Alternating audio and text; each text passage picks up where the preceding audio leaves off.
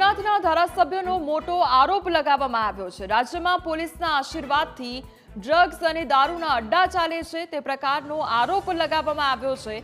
તો એમએલએ વિમલ ચુડાસમાએ ગૃહ રાજ્યમંત્રી અને ડીજીપીને પત્ર લખ્યો છે।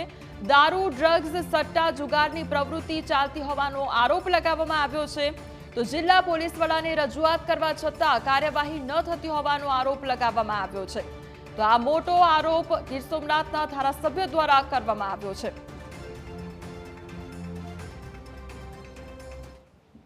જાહેરમાં વિદેશી દારૂ મળી રહ્યો છે અને આ પોલીસની લોકલ પોલીસની મીઠી નજર નીચે વિદેશી દારૂ મળી રહ્યો છે, ત્યારે મેં ગીર સોમનાથ જિલ્લાના એસપીને પત્ર લખેલો અને ટેલિફોનિક વાત કરેલી અને તેમને પત્ર પણ વોટ્સએપ કરેલો કે આ તાત્કાલિક ધોરણે આ બંધ કરવામાં આવે। ત્યારે મને કીધેલું કે હું તાત્કાલિક ધોરણે બંધ કરવામાં આવશે।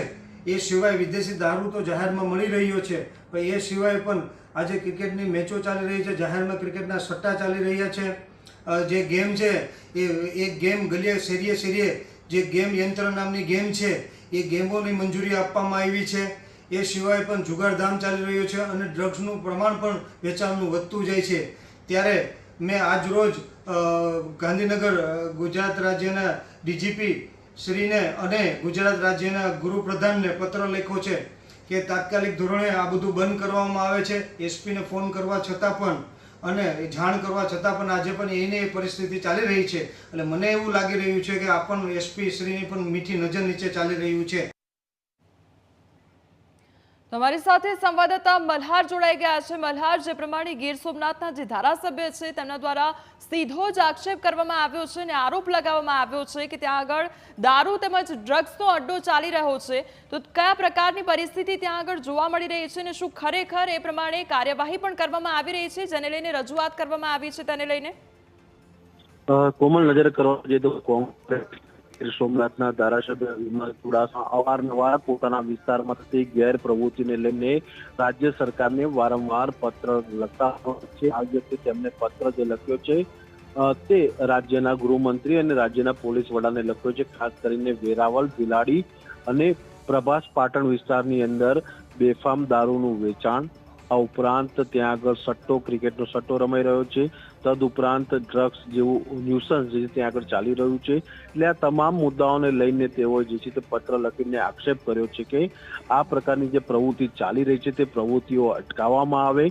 તેઓએ આ આક્ષેપ કરતા એ પણ જણાવ્યું હતું વિમલ ચુડાસમાએ કે જે રીતે ગીર સોમનાથ જિલ્લાની અંદર આ પ્રકારનું પ્રવૃત્તિ ગેરકાયદેસર ચાલી રહી છે, આ તમામ પ્રવૃત્તિને રોકવા માટે વારંવાર સ્થાનિક પોલીસ સહિત જિલ્લાના એસપીને રજૂઆત કરી છે, તેમ છતાં પણ તેઓ જે છે તે આ મામલે કોઈ પણ પ્રકારની કાર્યવાહી ન કરતા અંતે કંટાળીને તેઓએ જે છે તે રાજ્યના પોલીસ વડા અને ગૃહમંત્રીને પત્ર લખીને સમગ્ર મામલે તપાસ થાય તે પ્રકારની રજૂઆત કરી છે। કોમલ, જી મલ્હાર, સમગ્ર માહિતી બદલ આપનો આભાર। તો ગીર સોમનાથના ધારાસભ્ય દ્વારા મોટો આરોપ લગાવવામાં આવ્યો છે અને તેમના દ્વારા સ્પષ્ટપણે પત્રમાં લખવામાં આવ્યું છે અને ઉલ્લેખ પણ કરવામાં આવ્યો છે। ડ્રગ્સ અને દારૂના અડ્ડા ચાલી રહ્યા છે તેને લઈને ઉલ્લેખ કરવામાં આવ્યો છે। તે ઇન્ટરેક્ટિવ વોલમાં જોઈશું કયા પ્રમાણે પત્રમાં ઉલ્લેખ કરવામાં આવ્યો છે।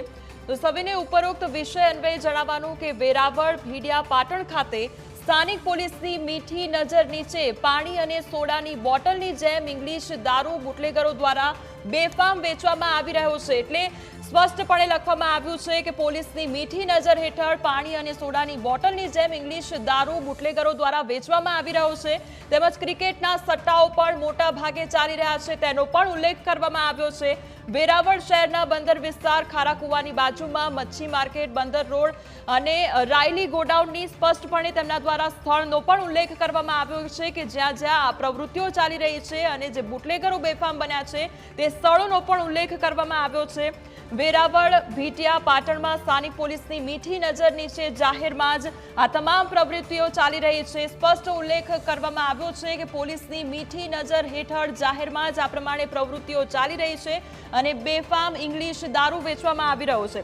આ સાથે તેમના દ્વારા એ પણ વાત કરવામાં આવી છે કે હાલની તકે કોઈ પણ રેડ કરવામાં આવેલ નથી કે કોઈ પણ એક્શન પણ લેવામાં આવેલ નથી, જેનો મતલબ એવો થાય છે કે જિલ્લા પોલીસ અધિક્ષક અને સ્થાનિક પોલીસની મંજૂરીથી આ દારૂ જુગાર સટ્ટા અને યંત્ર ગેમ ચાલી રહેલ હોય તેવું લાગે છે। એટલે સ્પષ્ટપણે તેમના દ્વારા લખવામાં આવ્યું છે કે અત્યારે કોઈ પણ પ્રકારની રેડ નથી કરવામાં આવી અને એક્શન પણ કોઈ પણ નથી લેવામાં આવ્યું અને સ્પષ્ટપણે તેમાં લખવામાં આવ્યું છે કે જિલ્લા પોલીસ અધિક્ષક અને સ્થાનિક પોલીસની મંજૂરીથી આ દારૂ જુગાર સટ્ટા અને યંત્ર ગેમ ચાલી રહી છે।